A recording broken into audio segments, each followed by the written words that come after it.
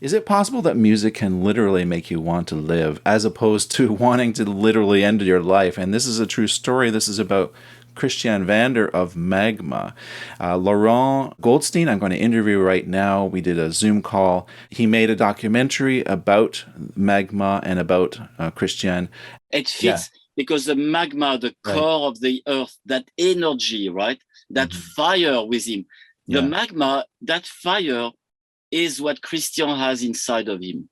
It's very nice to meet you. And by the way, I just saw that on your channel that you did a reaction to Vigour, and you were listening Yes. to that, you were listening to that piece Vilna. They are friends Yeah. of mine. I organized concerts for Vigour back a long time ago. Patrick Gauthier was the composer of that beautiful, amazing piece, that looping piece Vilna. Yeah. Is Yeah. Yeah. he used to be a keyboard player for Magma for a long time, and Oh. he's actually in the film, Yeah. and Yeah. Yeah. he's done a solo career as well. But we're very close friends. He's actually releasing a new album in October. It's being released, and I was going to call him actually to congratulate him and stuff. So anyway, so I thought that Excellent. was cool. I like it that you did. You seem to like it, that piece. Oh yeah, yeah.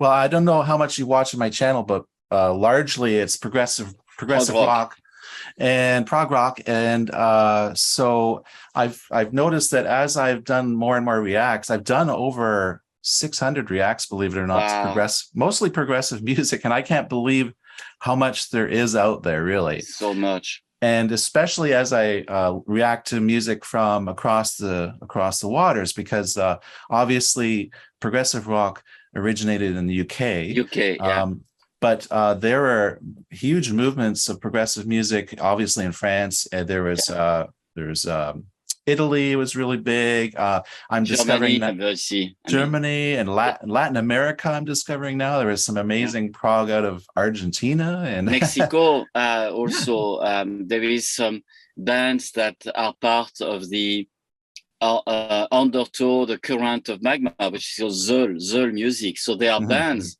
in Mexico, in California, in that I know because I've met them when I was doing the film.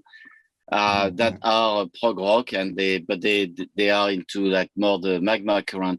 But Vader was they were all ex Magma except the drummer Kurt.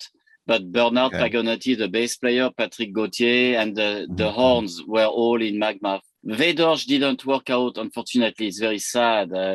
They could not make it. It was very brief. But anyway, Mhm, mhm, yes, it mhm, was great that you did that. And yes, I can see you do a lot of prog rock. So mhm, mhm, we could mhm. talk a lot about these bands. I mean, like Yeah. I'm still a big fan of Caravan. I Oh mean, yeah. Mhm. how can you not be a Caravan? And but for prog rock, my biggest one is Peter Hamill. Van der Graaf Generator is for Oh me yeah, yeah. it's the top. I know the band very very well. But anyway, and Magma, of course, but Magma is difficult to say it's prog rock or whatever. I mean, I guess it is, but it's difficult to define what kind of music it is. That's kind of why I did the film also, because people kept asking, what kind of music is that? Well, I think what happens is sometimes when you can't even categorize it, prog rock is kind of a convenient genre because it's very broad. I'd like to talk to some younger guys today, like, what do you think prog rock is? And they may say Dream Theater, some of these more modern who are taking a very metal approach, the screaming, the harsh vocals.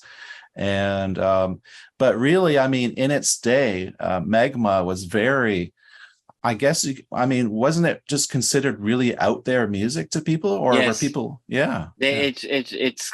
it was scary to them, because they wanted to do Christian wanted to do a music that has had never been heard before. It was at the time of the hippies, the San Francisco scene Hmm. and flower Hmm. power. And in Hmm. contrast with that, they decided to dress all in black when they would be performing on stage because they felt black is a color of concentration. They didn't want Hmm. any distraction. It was all about the music. And they were making fun of the flower power movement. Hmm. And Magma was, well, you know, if you've seen a little bit of the film, if you looked at the website, for Christian, it was more, he's dedicated his life to John Coltrane. like Yeah. literally, you know, Yeah. I mean, and by the way, I talked to him again yesterday. He called me, we had a long chat because they have a new album, Cartel, that's coming out October 18. So I listened to the album. Of course, they sent me the MP3 master and tapes. And then I was calling him to give him my feedback, but he called me back and we had a long chat. But what I was going to say, yes, at the beginning, it was very much a music that had never been heard before. And it's funny because you talk about heavy metal, but Magma has a huge amount of fans in that space. Actually, they were some of the headliners at Hellfest, the Health Fest, and also in Las Vegas, there's a major metal festival, and Magma was invited just before COVID, 2019. They did the Las Vegas Heavy Metal Festival. I can't remember the name of it, but they were headlining that as well. And Metallica are huge fans of Magma. They are in my film, you know. Right. So, well, Robert Trujillo, the bass player, is in the film. So anyway, it's interesting with Magma, the influences that they've had, you know. So let's talk a little about your documentary. Did you know the guys in the band before you decided to do this documentary? Yes, Dean. And I don't know how long the format of your interviews are. I guess it's very casual, right? It's free. Prog chat. It's kind of free flowing. Yes, free flowing. Yeah. So the documentary, I knew Christian and Stella and some of the band members very well. I actually shared the same house with Christian for a year. We lived in the same house. We were roommates. And I already had organized by then a concert for Magma in a town called Saint-Nazaire in the west coast of France. We had over 1,000 people. It was a big budget for me at the time. And I did a concert. They used to come vacation at my place. I was very close friend with Christian and Stella's daughter, Julie. I still am. So I've known them for, I would say, since 1973 or 74. And then a friendship evolved with both Stella Vander, who used to be married with Christian and has been managing the group and being the lead vocalist for the last 40 years or so. And with Christian, we've developed very close friendship. And when I did the film, to me, it was not, how can I say, when they came back to tour in the States and they decided to also tour in Canada. That was the first time they were touring in Canada. It was back in 2015. They had already done several tours in the US. They played at the Newport Jazz Festival with the Breaker Brothers, were playing in Magma, for example, back then. And that's when Giorgio Gomelski, who is a famous manager / producer who was managing them. Giorgio Gomelski was the manager for a while of the Rolling Stones, and he picked up Magma, put them on A&M Records, and they toured in the US. But then they didn't tour in the US for a long time because Christian had a fear of flying, which he resolved eventually in the 2000. And 2015, they came back. Then they came back again the following year because they were so successful in 2015. So when they came in 2015, the idea of making a feature film on Magma, like imposed itself on me. Like it's not something I was searching. It just became something that I had to do. And it had to do as well with a feeling of impermanence. We know that our time on this planet is finite, and I thought I cannot let that go by and not capture it and not tell the story finally of Magma because it had never been told. There were some attempts in the past with various directors, including a fairly well-known director who actually did a feature-length documentary on the life of Christopher Lee, the Dracula character. Christopher Lee was playing Dracula in all the movies from the 50s and 60s. And he was interested, but it never materialized for various reasons. And I said, I'm going to do it. Because I own a video and film production company, it made things a little easier because I had a team around me.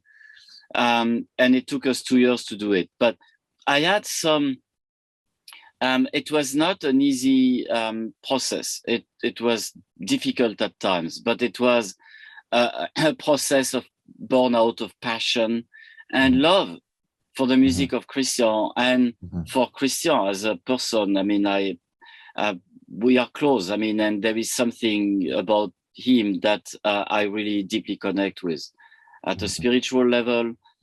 And also his understanding of music and life, and how for him the two are so closely intertwined. There's no difference for him. Even as he says often, when he walks on the street, when he is walking in music, he's permanently always in the music. And that is something I have found with very, very few musicians. There is one or two that come to mind. One for me that comes to mind is right now is I've rediscovered the music of Van Morrison after being a fan for 50 years. And I think to some extent Van Morrison, and that would explain also his output, which is so amazing, 40 albums or so, is also in the music. The way he's creating the songs and performing and the perfectionism, he takes it seriously. And you know, so for them, music, people like that, for them, music is their life. You know, they like Robert Trujillo says in the film, Christian, he will die on stage. You know, like who is the singer of? I think it's Motorhead. What was his name? Oh, Lemmy. Yes, yes, Lemmy. Like Lemmy. He paralleled Christian with Lemmy in the film. That these are people who are possessed by their music. That's all they are about. You know. I was using Van Morrison, but when you think about it, he's turning 77 this week, and he's starting a new tour in the US. You know, touring like that is very demanding. It's hard on the body. When you're in your late 70s, you'd rather stay home with a glass of wine and you know what I mean? He doesn't need the money. No. Neither does Christian. I mean, Magma is going to Japan in October for another tour in Japan. So they keep touring. It's not money. It's because it's their life. I find a lot of musicians are like that, actually. A lot of musicians, they're just driven by music, and they will do it for free. And unfortunately, they do that a lot nowadays. Which is not fair, really. No, it's not at all. There is a big shift change that has happened. I was born in the late 60s, and I was blessed to be a professional musician in the mid 80s. When I was 17 years old, I was on the road full time as a musician, traveling throughout Quebec and Ontario, Manitoba, and that region, and playing 6 nights a week and getting paid for it. It was like my dream job. I was just so happy. And back in those days, no one ever dreamed of a musician going on stage and not getting paid. There was just, the first discussion was, okay, well, how much are you going to pay? It was just normal. It was just normal. Yes. But nowadays, there's so many musicians who they don't know any other way of doing it. The cafes, they say, oh, you can sell your CDs or put a tip jar out. So I was really impressed how the American who stood on the table when Magma were performing, or Christian, and saying, this is the most amazing band in the world. And he actually put his money down and helped them record this album. $10,000 at the time. That was in 69. Yeah, that'd be like $100,000 today or something. Yeah. And to be able to pour their passion into music and at least we have these documents, we have these albums now we can go and listen to and appreciate the thought that went into the music. It's incredible. Yes, and I you know, things have changed so much in the way music is distributed and consumed today. It makes it very challenging. You know, we used to live by set rules. Like, you know, I used to own a record store. I used to organize concerts, music festivals. Then I went on to work with WEA, Philippe Aki Music in France, which is Warner Brothers. It was a branch from Warner Brothers. So I worked as a sales rep in my territory. So that was the time of Christopher Cross and, and Fleetwood Mac and all these bands, the Eagles. I mean, I had the Elektra label, all the greatest labels at the time. And so we had set rules, and really the record companies were God.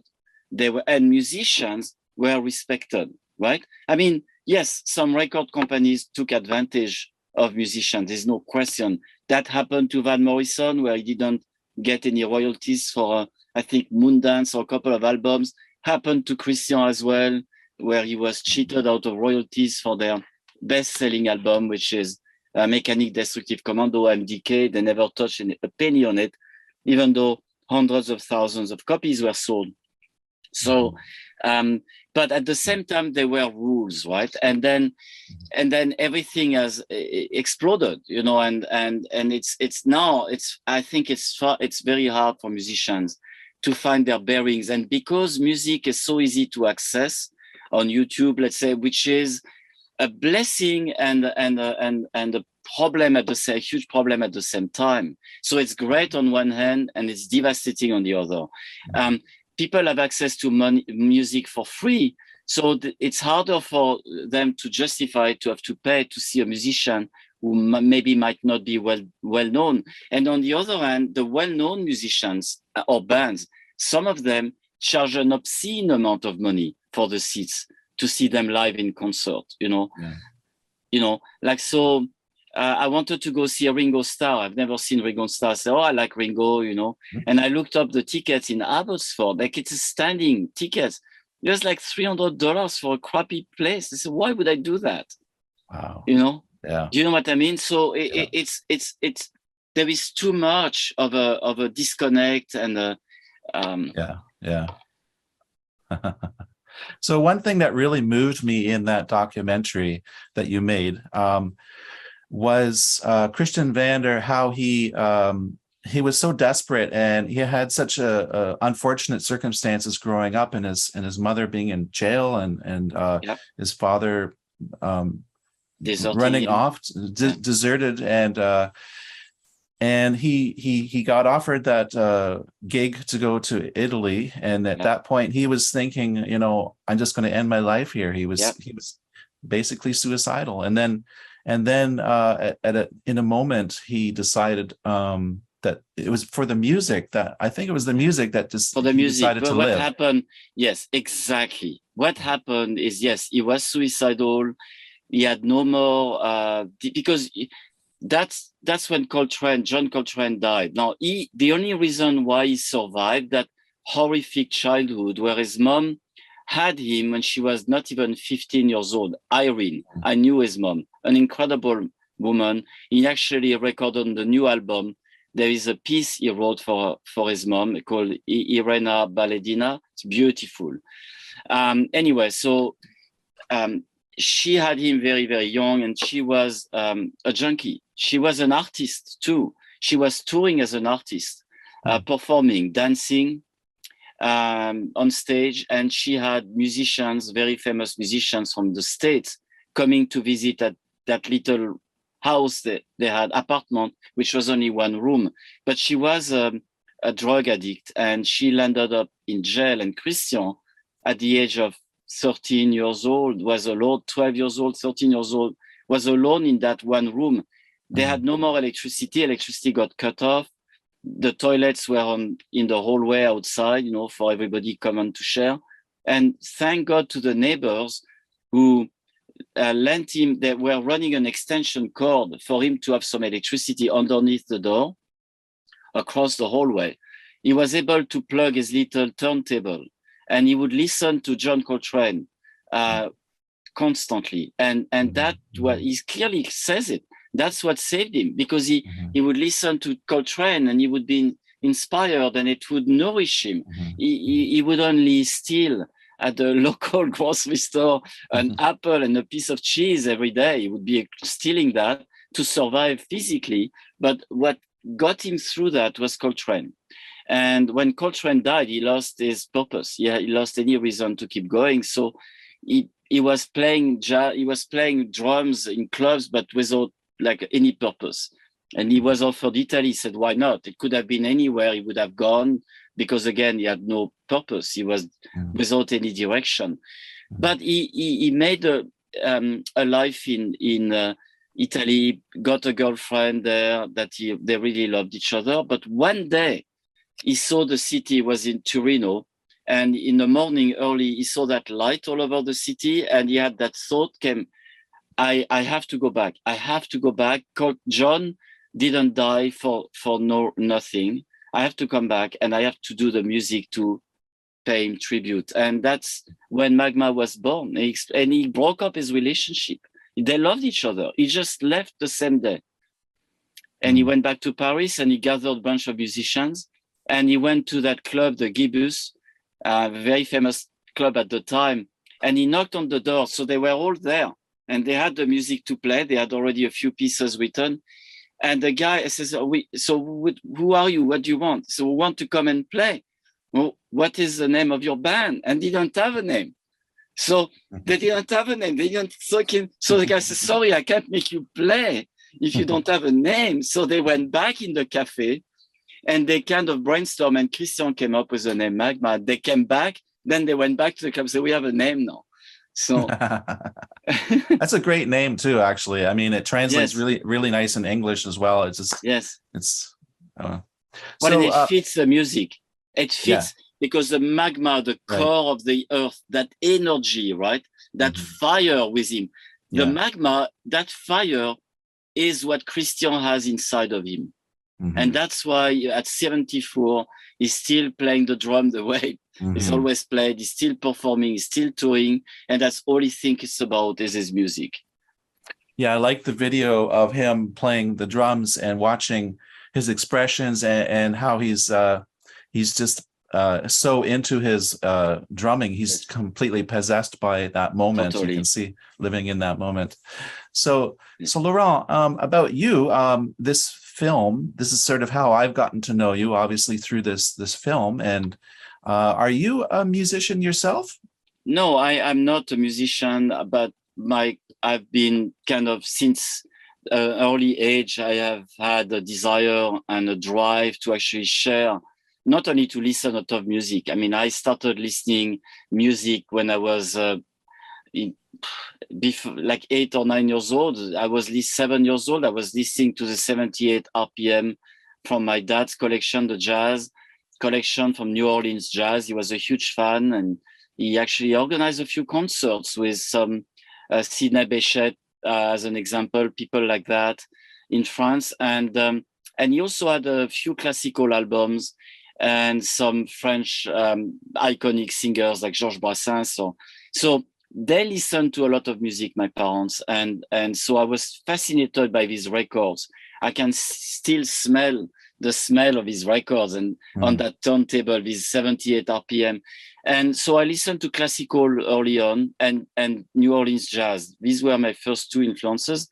Classical, I would listen to some pieces from Liszt, one piece in particular, and then Beethoven symphonies and Dvorak and things like that. And so very early on, I started then buying albums and buying a lot of records, listening to a ton of music, going to a ton of concerts in my late teens. And then I started working in a record store. That was my first job. I worked into some big record stores and smaller record store. And then I opened my own record store. And then it went on from there. So I'm not a musician, but the idea about the record store and being a salesman in the record store in Lyon and Paris in France was that I wanted to share with people who didn't know these musicians, and they would come to me, what do you recommend? Again, this was the golden age where you could go to a place like Tower Records and spend an afternoon, right, at Tower Records, you know, in Los Angeles, in Hollywood, and you would go there and then you would talk to a salesman. And these guys, to be a salesman in a record store was like, it was like a pinnacle of a career you could do as a young guy in France or in the States. I'm sure it was the same.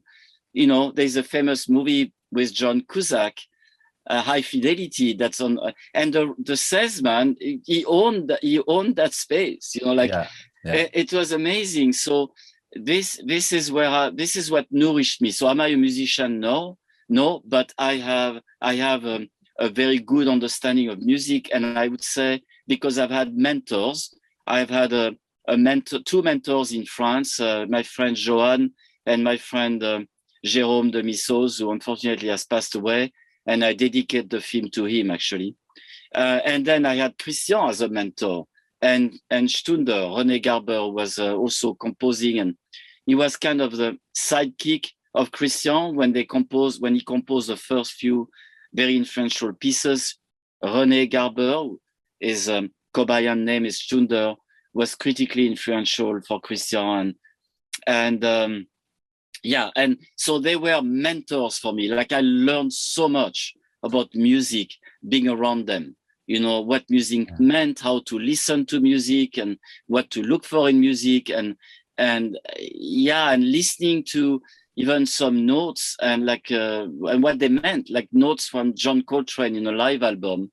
When Christian says he heard that part of My Favorite Things live in Seattle, I think, no, live at the Village Vanguard.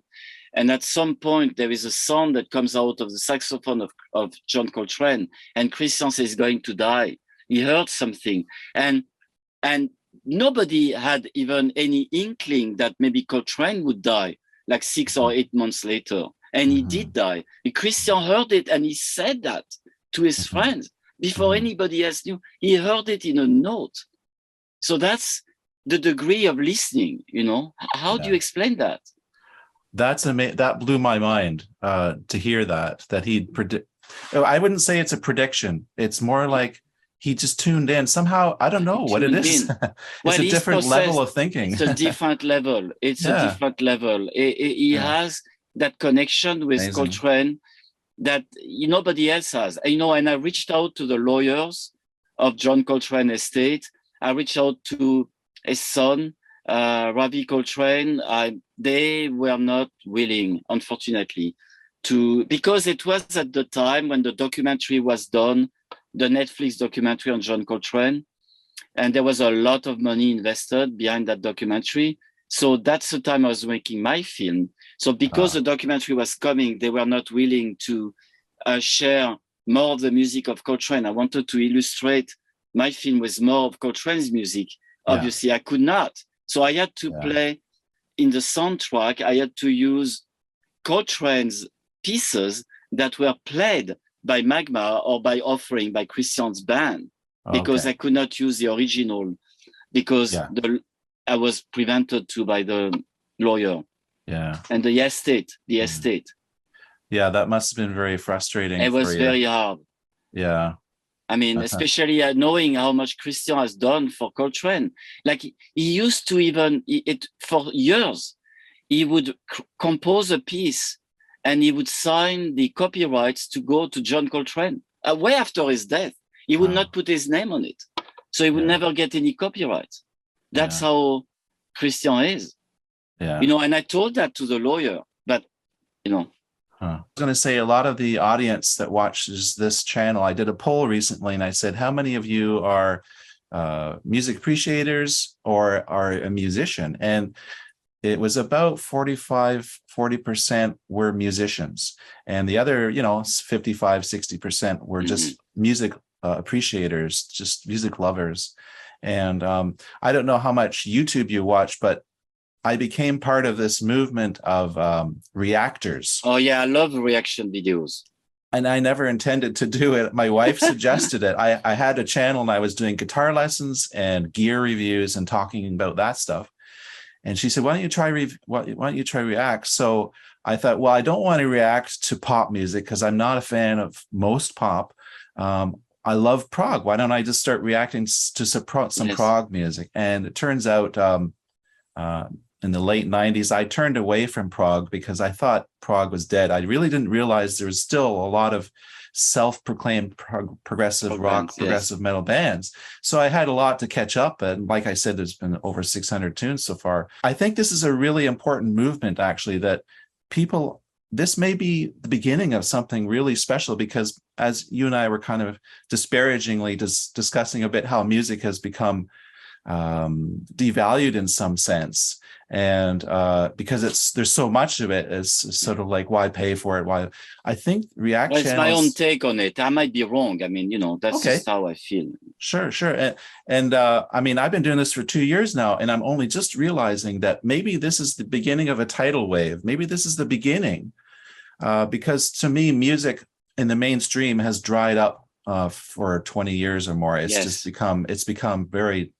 It's all about, America's Got Talent kind of stuff now. I know, And it's freaks. I mean, really on yeah, YouTube that are like, it's devoid of soul. A lot of it. It's like exactly. anyway. Yeah, it's very, yes. So, but I'm hoping is that maybe this is the beginning. This is only the beginning of a tidal wave where a lot of people are starting to say, "Oh, what's this React about?" And oh, okay, here's some interesting music. And so there's this new inroads now to music where you're discussing it, you're listening to it together, because that was a big part of music. Like you said, when people introduced music to you, Yes. it's a partnership. It's not It can change your life, Dean. Yes, absolutely.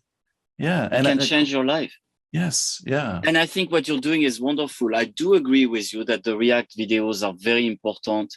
And, again, if we look back, we didn't have the internet at the time. We would get together in a room, living room, whatever, a group of friends. Some people you would come that you didn't even know. You would put an album on the turntable, and then you'd put another one, and we would discuss it and have that shared experience of listening to a piece of music and going through emotions. Well, with your React video, you're doing that somehow the same way, but it's using technology. It's online, and it's awesome. That's how I met you, because you did the React video to Nono. Yes. From Magma. Yeah.